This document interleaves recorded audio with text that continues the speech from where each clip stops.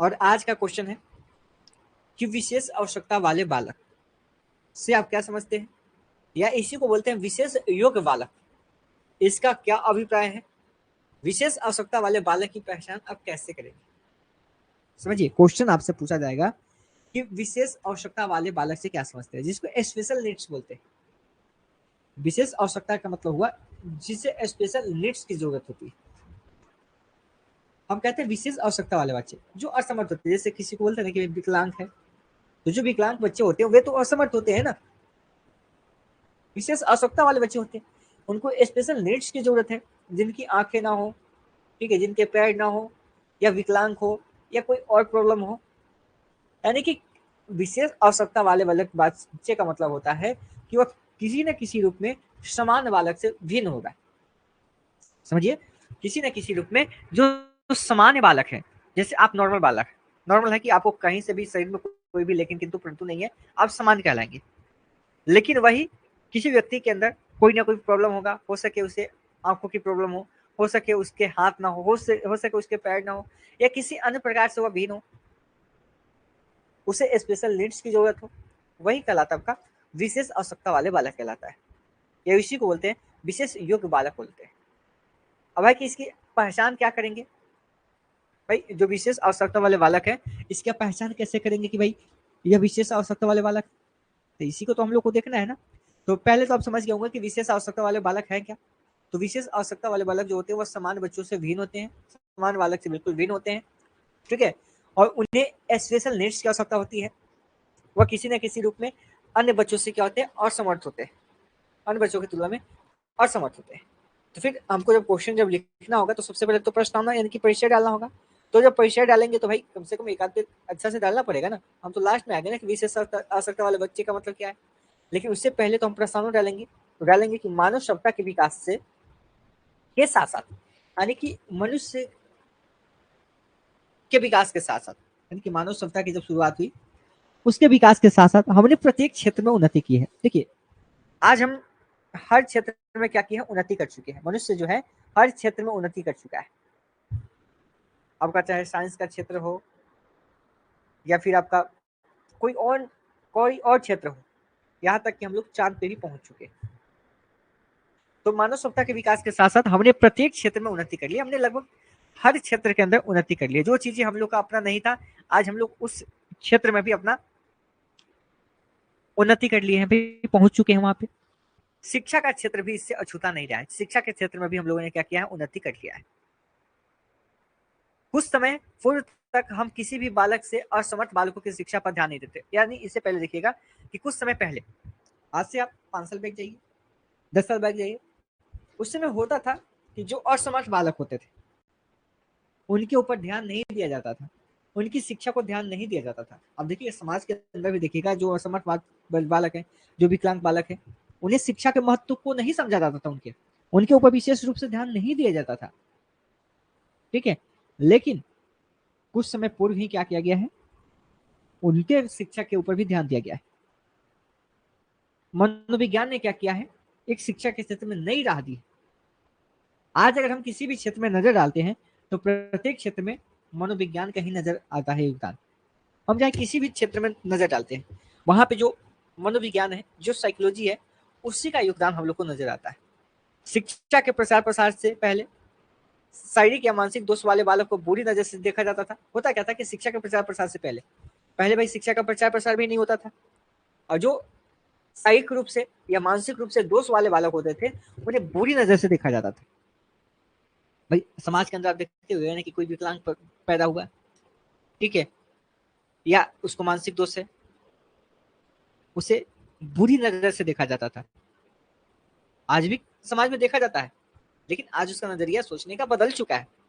सभी समाज में नहीं, अभी कुछ ऐसा समाज है जहाँ पे आज भी देखा जाता है, ठीक है। तो शिक्षा मनोविज्ञान ने क्या किया, शिक्षा के प्रचार प्रसार पे तो जोर दिया ही, साथ साथ जो असक्षम बालक है, जो शारीरिक या मानसिक दोष वाले बालक है, उन्हें बुरी नजर से देखा जाता था पहले, और कहा जाता था कि यह इसके पुण्य जन्म का कर्मों का फल है। यानी कि भाई अगर कोई विकलांग बच्चा पैदा हुआ तो भाई कहते थे कि यार इसका पुराना जन्म का कर्म का हिसाब है, इसने पुराने जन्म में जरूर से कोई पाप किया होगा, तभी तो यह विकलांग पैदा हुआ, यह कहा जाता था। लेकिन धीरे धीरे लोगों की सोच में क्या हुआ, परिवर्तन आने लगे और हमने उन बालकों को भी समाज का अंग मानना शुरू किया। अब जो है, जो असमर्थ बालक है, चाहे वो विकलांग हो या किसी भी प्रकार से हुआ, जो सामान्य बालक से अलग है, अब उसको भी हम लोगों ने क्या किया, समाज का अंग मानना शुरू कर दिया है कि अब ये भी हम लोग एक्सेप्ट कर चुके हैं कि वह भी बालक क्या है, समाज का ही हिस्सा है। वह तो अचानक आसमान से नहीं टपक गया, वो भी तो इस समाज का हिस्सा ही है। ये समाज ने धारणा बना ली है और समाज ने इस सोच में अपनी परिवर्तन कर लिया है। आज सभी प्रकार के बच्चों की चाहे, आज सभी प्रकार के बच्चे, चाहे वे शारीरिक विकलांग हो या अधिगम असमर्थ या भावनात्मक रूप से ग्रसित हो, उनको शिक्षा का जो है समान अधिकार मिल गया है। अब सभी बच्चों को शिक्षा का समान अधिकार मिल गया है, चाहे वह अपंग बालक हो, चाहे वह असमर्थ बालक हो, चाहे वह शारीरिक रूप से विकलांग हो। अब सभी को जो है शिक्षा का समान अधिकार मिल गया है, सभी को समान शिक्षा मिलना चाहिए, यह अधिकार दे दिया गया है। सरकार के साथ साथ समाज के लोग ने भी क्या किया है, इनकी शिक्षा को लेकर चिंतित है। सरकार तो चिंतित है ही, जो इनके साथ भेदभाव होता था, जो इनके साथ जातीयता होती थी, उससे सरकार ने भी सबक लिए और सरकार इसके साथ साथ न्याय करने के लिए चिंतित है। इसके साथ साथ समाज के लोग भी चिंतित है इसको लेकर। हर स्तर पर इसके शिक्षा का प्रबंध करने की कोशिश की जा रही है। अब देखेंगे, इसके लिए अलग कानून बना दिया गया है। ठीक है, इस प्रकार के बच्चों को भी शिक्षा ग्रहण कर सके और समाज का अंग बन सके, सरकार भी कोशिश कर रही है और समाज भी कोशिश कर रहा है।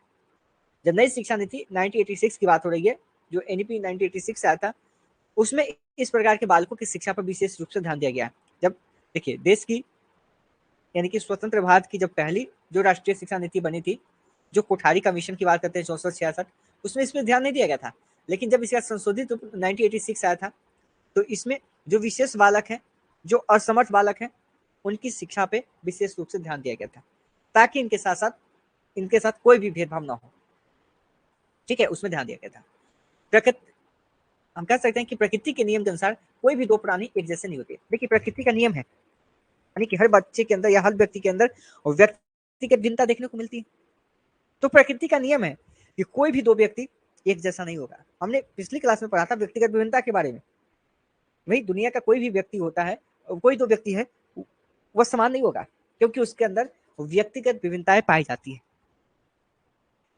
दो प्राणियों की शकल चाहे आपस में एक जैसी हो, हमने बात किया था ना व्यक्तिगत विभिन्नता में, यहाँ तक एक ही माता पिता के दो जुड़वा बच्चे के अंदर भी व्यक्तिगत विभिन्नताएं पाई जाती है।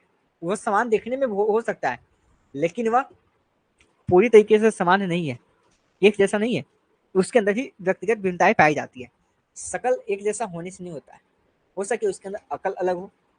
ठीक है, इसी प्रकार से हर बच्चा दूसरे को समान लगता है, लेकिन वह दूसरे के समान नहीं है। हर बालक की अपनी कुछ ना कुछ विशेषताएं होती है, और हर बालक जो है उन्हीं विशेषताओं के कारण वह एक दूसरे से भिन्न होता है। शिक्षा के क्षेत्र में भी सभी बालक एक समान नहीं होते हैं भाई। अगर शिक्षा के क्षेत्र में भी देखिएगा तो हर बालक एक समान नहीं होता है। कुछ बालक क्या होगा, बहुत तेज होगा, बुद्धिमान होगा, बहुत जो होगा बहुत पिछड़ा हुआ बालक होगा। ठीक है, बहुत बालक स्वस्थ होगा, बहुत बालक समान होगा, बहुत बालक अपंग होगा। ठीक है, बहुत बालक को सुनने की समस्या होगी, बहुत बालक अंधे होंगे, बहुत बालक बुद्धिमान होंगे। ठीक है, बुद्धिमान होने के अपने समाज में स्थापित नहीं कर पाते हैं। इसलिए समाज को चाहिए कि इन सभी के ऊपर विशेष रूप से ध्यान दें। ठीक है, तो एक पेज से ऊपर तो आप प्रस्तावना में ही डाल देंगे। क्या प्रस्तावना आप लोग बहुत अच्छे तरीके से डाल सकते हैं? जो हमने बताया वो आपको पीडीएफ के अंदर भी है, लेकिन जो हमने बताया आप उसको लिख लेंगे? क्या इसकी प्रस्तावना को आप लिख देंगे, इंट्रोडक्शन को लिख लेंगे? बताइए बताइए, क्या इसकी प्रस्तावना को आप लिख सकते हैं? जो इसका इंट्रोडक्शन है इसको अच्छे से लिख सकते हैं कि भाई मानव सभ्यता के साथ साथ मानव सभ्यता के विकास के साथ साथ हमने प्रत्येक क्षेत्र में उन्नति किया है। शिक्षा का कोई भी क्षेत्र अछूता इसे नहीं रहा है। उस समय पूर्व ही हमने क्या किया था, असमर्थ बालकों की शिक्षा पर भी पहले ध्यान नहीं देते थे, लेकिन मनोविज्ञान ने क्या किया, एक नई राह दे दी शिक्षा के रूप में। आज अगर हम किसी भी क्षेत्र में नजर डालते हैं तो हमें हर क्षेत्र में मनोविज्ञान का योगदान नजर आता है। शिक्षा के प्रचार प्रसार से शारीरिक या मानसिक दोष वाले बालकों को बुरी तरीके से देखा जाता था। अब उन्हें कहा जाता था कि जन्म उनके कर्मों का फल है। धीरे धीरे मनुष्य की सोच में परिवर्तन आने लगा है। इसलिए कहते हैं कि लाइव सेशन में जुड़िए। बहुत सारी बातें होती है जो हमने आपको बताया, वो आपको इस पीडीएफ के अंदर नहीं मिलेगा। और जरूरी नहीं कि जो पीडीएफ के अंदर चीजें लिखी गई है वही आप अपने से लिखे। अरे आपका मन इसमें अलग तरीके से लिख सकते हैं ना, ठीक है। कॉपी पेस्ट कीजिएगा तो नंबर कट ही जाएगा, क्योंकि एग्जाम के अंदर लिखा जाता है कि परीक्षार्थी यथासंभव अपने शब्दों में इसका आंसर दे, आंसर जो है अपने शब्दों में दे। तो हमने जो पीडीएफ में अंदर डाला है चीजें, उसी चीज को जब आप अपने शब्दों से वहां पे सजाएंगे तब नंबर भी आपको अच्छा मिलेगा। इसलिए कहते हैं कि सेशन देखा कीजिए। अब आगे बात करते हैं। आगे आप इसके अर्थ को जानते हैं कि जो विशिष्ट बालक है, ये जो विशेष बालक है, इसका अर्थ क्या होता है। तो किसी समान विद्यालय अथवा कक्षा में पढ़ने वाले जो बालक बालिकाओं में से अधिकांश बालकों को समान अथवा औसत बालक कहते हैं। देखिए कोई भी क्लास के अंदर ही देखिए, मान लीजिए कि अगर 100 बच्चे हैं तो 100 बच्चे में अधिकतर देखिएगा 50, 55, 56, कुछ भी 60, अधिकतर जो होगा आपका समान बालक होगा। अधिकतर मान लेते हैं 50, अधिकतर क्या होगा इसमें 80 मान लेते हैं, 90 मान लेते हैं, समान होंगे। लेकिन कुछ बालक होगा जो सामाजिक रूप, जो शारीरिक रूप से पिछड़ा होगा, कुछ मानसिक रूप से पिछड़ा होगा, कुछ सामाजिक रूप से होगा और कुछ संवेगात्मक रूप से होगा। उसी को विशिष्ट बालक बोलते हैं। तो किसी भी समान विद्यालय अथवा कक्षा में पढ़ने वाले जो बालक बालिकाएं होते हैं उसमें अधिकांश बालकों को समान अथवा औसत बालक बालिका कहा जा सकता है। इन बालकों की शारीरिक, मानसिक, सामाजिक तथा संवेगात्मक विशेषताएं लगभग एक समान होती है। इसकी जो समानताएं होती है वो लगभग एक समान। औसत किसको बोलते हैं? देखिए पूरी तरीके से सेम नहीं होता है, क्योंकि व्यक्तिगत भिन्नताएं पाई जाता है, पूरी तरीके से सेम नहीं होता है। लेकिन जो समान बालक होते हैं अधिकांशतः जो सारी ऐसे दिखती है, चाहे वो शारीरिक रूप से जो उसकी बनावट हो, मानसिक रूप से हो, ठीक है, तो बहुत सारी चीजें उसकी मिलती है। लेकिन मिलने का मतलब ये नहीं कि वो पूरी तरीके से सेम है, यहाँ पे लगभग एक समान की बात की गई, ठीक है, लगभग एक समान की बात करिए कि भाई यह हो सकता है। तो किसी भी समान विद्यालय अथवा कक्षा में पढ़ने वाले जो बालक बालिकाएं होते हैं उसमें अधिकांश बालक समान अथवा औसत बालक बालिका कहलाते हैं। और इस बालकों की जो शारीरिक, मानसिक, सामाजिक तथा संवेगात्मक जो विशेषता होती है लगभग क्या होती है, एक समान होती है। इसके कारण उनकी जो शैक्षिक समस्या होती है वह एक जैसा होता है। लेकिन विद्यालय अथवा कक्षा में कुछ बालक बालिकाएं ऐसे भी होते हैं जो समान बालकों से बिल्कुल अलग होते हैं। कुछ तो समान होते हैं, लेकिन देखिएगा कि भाई कुछ बालक उसमें कहीं ना कहीं भिन्न होंगे, कहीं ना कहीं उसको कोई ना कोई समस्या होगी, सीखने में समस्या हो सकती है, वह शारीरिक रूप से उसको समस्या हो सकती है, देखने में समस्या हो सकती है, होता है ना भाई। तो लगभग मान लीजिए कि 100 बालक का समूह है, उसमें से 50 बालक किसी न किसी प्रकार की समस्या से ग्रसित होगा, और जिसके कारण बालकों में क्या होती है, अलग उसको ध्यान देने की आवश्यकता पड़ेगी। जो बालक अगर अलग है, ठीक है, उसको कुछ कोई ना कोई समस्या है तो उसके लिए अलग से ध्यान देने की जरूरत पड़ेगी। उसमें ही मान लीजिए कि 10% बच्चा जो है विकलांग है, कुछ बच्चे उसमें भी देखिएगा तो मानसिक रूप से उनको प्रॉब्लम है, इस समस्या उनके सामने आती है, ठीक है, और इस समस्या का समाधान भी हम लोग को जानना है। तो ऐसे बालक को ही क्या बोलते हैं हम लोग, विशिष्ट बालक कहते हैं, ठीक है। तो ऐसे ही बालक को क्या कहते हैं, विशिष्ट बालक कहते हैं, या विशिष्ट कहें विशेष आवश्यकता वाले बालक, इसी को क्या बोलते हैं, विशेष आवश्यकता वाले बालक कहते हैं, या विशिष्ट बालक इसी को कहते हैं, ठीक है, समझ गए। तो क्या आप इसके प्रस्तावना, इसको अर्थ को समझ गए? जब आप इसके प्रस्तावना और जब इसके अर्थ को समझ गए तब आप इसके परिभाषा को भी लिख लीजिएगा। एक दो मनोवैज्ञानिक का नाम लिखिए, इसकी परिभाषा को भी डाल दीजिएगा। जैसे हेक ने कहा है, हेक कौन है, मनोवैज्ञानिक है, इन्होंने कहा कि विशिष्ट बालक वह है जो किसी एक अथवा कई गुणों की दृष्टि से समान बालक से पर्याप्त मात्रा में भिन्न हो। यानी कि इन्होंने भी वही चीजें कहा है हेक ने, कि विशिष्ट बालक को ही विशेष बालक कहते हैं, ध्यान रखिएगा, ये मत कहिएगा कि गलत हो गया, ठीक है। तो इन्होंने कहा कि विशेष बालक वह है जो किसी एक अथवा, यानी कि उस व्यक्ति में एक या अन्य प्रकार से वह जो समान बालक है उनसे भिन्न होता है। हेक ने कहा, बस आप तो जानते ही ना, लिख दीजिएगा कि जो समान बालक से किसी एक या अन्य गुणों के कारण जो भिन्न होता है वह विशिष्ट बालक कहलाता है। किसने कहा, हेक ने कहा है। क्रिक ने कहा है कि विशिष्ट बालक वह है जो समान अथवा औसत बालक से मानसिक, शारीरिक, सामाजिक विशेषताओं से इतना अधिक भिन्न है कि वह विद्यालय व्यवस्था में संशोधन अथवा विशेष सेवाएं चाहता है। यानी कि इन्होंने भी वही चीजें कहा है, घुमा फिरा के वही बातें कहा है कि विशिष्ट बालक वह है जो समान बालक से, या औसत बालक कहते हैं, उससे भिन्न है, बहुत ज्यादा भिन्न है। जैसे कि भाई कोई अंधा है, कोई पूरी तरीके से विकलांग है, कि भाई उसको स्पेशल नीड्स की जरूरत है, यही बातें किक ने कहा है। तो ये दोनों परिभाषा लिख देंगे, ठीक है, ये दोनों परिभाषा लिख दीजिएगा ना आप लोग,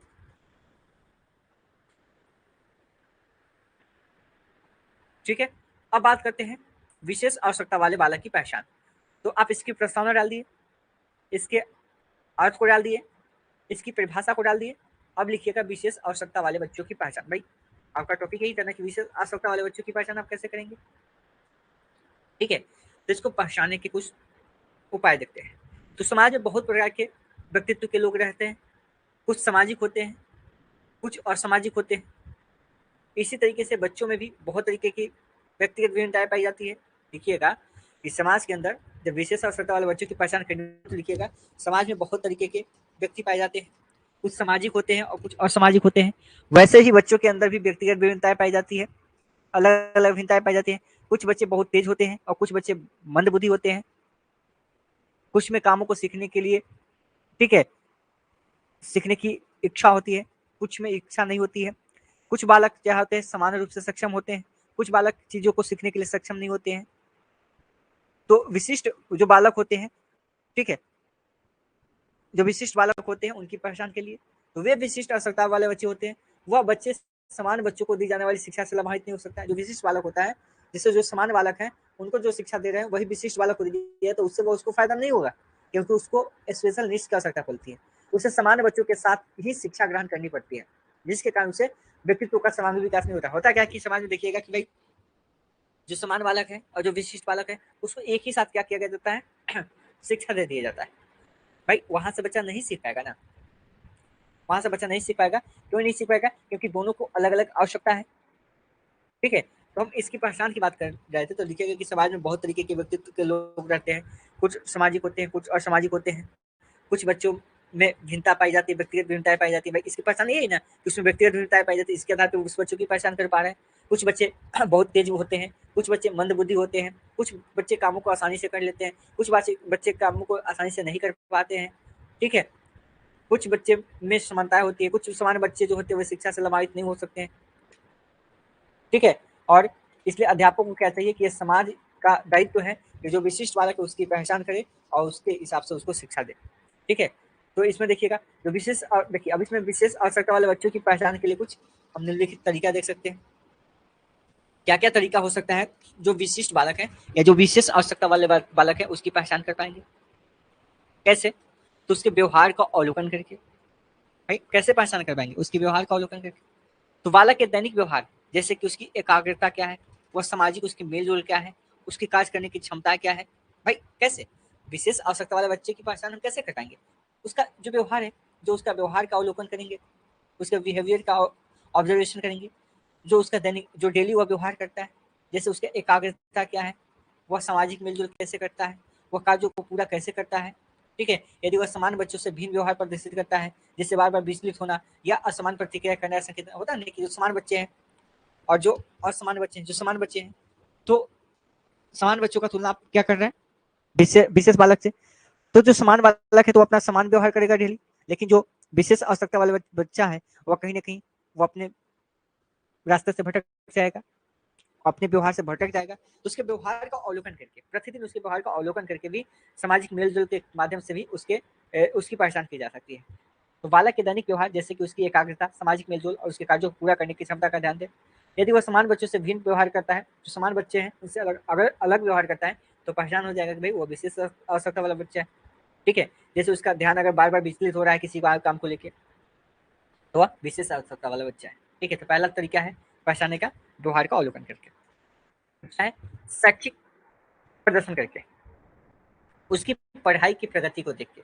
अगर वह अपनी उम्र के अनुसार अपेक्षित स्तर नहीं सीखा, यानी कि जैसे कि हम कहते हैं कि कोई बच्चा 5 साल का है तो 5 साल का है तो 5 साल का जो गुण उसके अंदर आना चाहिए, जो पढ़ाई सीखने का तरीका है वह नहीं उसके अंदर है, तो भी हम समझ जाएंगे कि यह विशिष्ट बालक है, विशेष आवश्यकता वाले बच्चे हैं।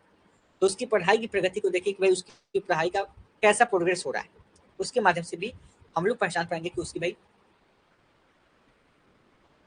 उन्नति हो रही है कि नहीं हो रही है, उसकी प्रगति देखने को मिल पा रही है कि नहीं। तो इसके माध्यम से विशेष बालक की पहचान कर पाएंगे। तो उसकी पढ़ाई में प्रगति देखिए। अगर वो अपनी उम्र के अनुसार अपेक्षित स्तर पर नहीं सीख पा रहा है, भाई उसका उम्र हो गया है, मान लीजिए 10 साल का हो गया है और वो पढ़ नहीं पा रहा है, उसको कठिनाई हो रही है, तो यह कहीं ना कहीं विशेष आवश्यकता वाले बच्चे का संकेत हो सकता है। यहाँ से हम लोग इसकी पहचान कर पाएंगे। शारीरिक और संवेदी संकेत देखिए, जैसे कि सुनने में, देखने में, बोलने में, ठीक है, इस समस्या जो है देखने को मिलता है बच्चे के अंदर, तो भी भाई इसके माध्यम से भी हम लोग पहचान कर पाएंगे कि यह विशिष्ट बालक है। हो सके उसको सुनने में प्रॉब्लम हो, हो सके उसे बोलने में प्रॉब्लम हो सके उसे देखने में प्रॉब्लम हो, ठीक है, तो इसके माध्यम से भी उसकी पहचान की जा सकती है। फिर सामाजिक और भावनात्मक प्रयास व्यवहार, यदि बालक दूसरों के साथ घुलने मिलने में कठिनाई महसूस कर रहा है, यानी कि समाज में भी होता है कि भाई दूसरे से मिलना जुलना, तो अगर बालक दूसरे के साथ मिलना नहीं पसंद कर पा रहा है, उससे मिलने जुलने में कठिनाई हो रही है, या जो अपने उसकी जो भावनाएं हैं उस पर वह कंट्रोल नहीं कर पा रहा है, अत्यधिक गुस्सा दिखाता है किसी बात को लेकर, अत्यधिक चिंता दिखाता है, तो यह भी एक लक्षण हो सकता है उसका विशेष आवश्यकता वाले बच्चे की, ठीक है, ये भी उसका सामाजिक और भावनात्मक व्यवहार। शिक्षक और अभिभावक से चर्चा, देखिए शिक्षक और अभिभावक से चर्चा की बात करते हैं। शिक्षकों और परिवार वालों से उसके अवलोकन के बारे में बात करें, वे बच्चे के व्यवहार और विकास के बारे में महत्वपूर्ण जानकारी देंगे। भाई यहाँ से शिक्षक और अभिभावक भी इसमें मदद करेंगे, ठीक है, इसे ध्यान रखिएगा। फिर विशेषज्ञ की राय लें, इसकी पहचान देखिएगा, यदि कोई संदेह हो तो भाई विशेषज्ञ की राय लेना चाहिए, इससे उसकी समस्या का समाधान हो जाएगा, ठीक है।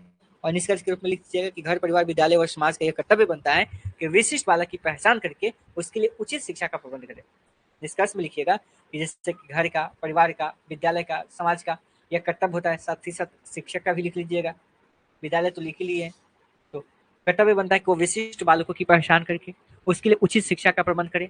उसकी पहचान करने के लिए हमें मनोवैज्ञानिक, मनोचिकित्सक और चिकित्सकों का सहयोग अति आवश्यक है। हम जितनी जल्दी इस प्रकार के बालकों की पहचान करेंगे उतनी ही जल्दी उनकी समस्याओं को दूर करने में हमें आसानी होगी। बस यही लिखिएगा और बेस्ट आंसर मिल जाएगा आपको। और यकीन मानिए कि अगर इस तरीके से आप लिखते हैं तो बहुत अच्छा स्कोर आपका मिलेगा, ठीक है। तो यह टॉपिक आपका यहाँ पे कंप्लीट होता है, ठीक है। अगर किसी को कोई डाउट है तो बता सकते हैं। तो यह बहुत ही बेहतरीन टॉपिक है आपका। विशेष आवश्यकता वाले बालक से आप क्या समझते हैं, विशेष योग बालक का क्या अभिप्राय है, और विशेष आवश्यकता वाले बालक की पहचान आप कैसे करेंगे। हो सके कि मैं भी आपसे प्रतिभाशाली बालक भी पूछ दे तो उसको भी हम आपको बता देंगे कि प्रतिभाशाली बालक होता क्या है। जो लोग कोर्स आप कहीं अलग देख रहे हैं, तो आप अगर कोर्सेस लेना चाहते हैं, देखिए आपके एग्जाम के लिए, एग्जाम में बहुत कम समय है, इसके लिए हम लोगों ने क्रैश कोर्स शुरू किया है। और क्रैश कोर्स के माध्यम से आप चाहें जिस कोर्सेज को ले सकते हैं। यहाँ पे नंबर दिया हुआ है, नंबर पे भी संपर्क कर सकते हैं, या आप प्ले स्टोर पे जाएंगे, वहाँ से टेक स्टडी एप्लीकेशन डाउनलोड करेंगे। क्या करेंगे, टेक स्टडी एप्लीकेशन ये डाउनलोड करेंगे, और वहीं से आप क्या करेंगे, इस कोर्स को बाय करेंगे। और वहाँ पे कोर्स आपको बाय करना है क्रैश कोर्स, क्रैश कोर्स आपको बाय करना है। देखिए जिस समय आप वीडियो देखिएगा उस समय मे भी प्राइस आपका अलग अलग डिपेंड करता है। अभी जो कोर्सेज की प्राइस है आपकी वो 249 के आसपास होगा, ठीक है, 249 के समथिंग होगा, इसी के आसपास होगा। आप वहाँ से बाई कर लीजिएगा, ठीक है। और कोई दिक्कत होगा तो यहाँ पे नंबर दिया गया है, नंबर पर भी संपर्क कर सकते हैं, या व्हाट्सअप मैसेज भी आप कर सकते हैं, ठीक है, वहाँ से ट्राई कर सकते हैं। इसके अंदर जितने भी इंपॉर्टेंट क्वेश्चन है, जितने भी वीवीआई क्वेश्चन है, जो उन्हीं क्वेश्चनों को हम लोग यहाँ पे करेंगे, और उसका नोट भी आपको यहाँ पे मिलता रहेगा पीडीएफ के माध्यम, ठीक है। अगर किसी के मन में कोई डाउट है तो आप कमेंट लिख बता सकते हैं। तो आज का जो बेहतरीन टॉपिक था आपका, जो विशेष आवश्यकता वाले बालक है, इसको आज हम लोगों ने कंप्लीट कर दिया, ठीक है जी। अब आपका काम क्या है, इसको कंप्लीट करना, एक बार देख लीजिएगा तो अच्छा हो जाएगा, ठीक है। चलिए कोई प्रॉब्लम नहीं है, तो ज़्यादा परेशान होने की जरूरत नहीं है। बस आप क्या कीजिए कि अभी तक जितने भी टॉपिक आपको कराया गया उसको कंप्लीट कीजिए, ठीक है। और मेरी इसको कंप्लीट कीजिए, और डेली आपकी सेशन चल रही है, इसको हम लोग कंटिन्यू करें। चलिए ठीक है, तो आज के लिए इतना ही रखते हैं, मिलते हैं कल। Thank you, good night.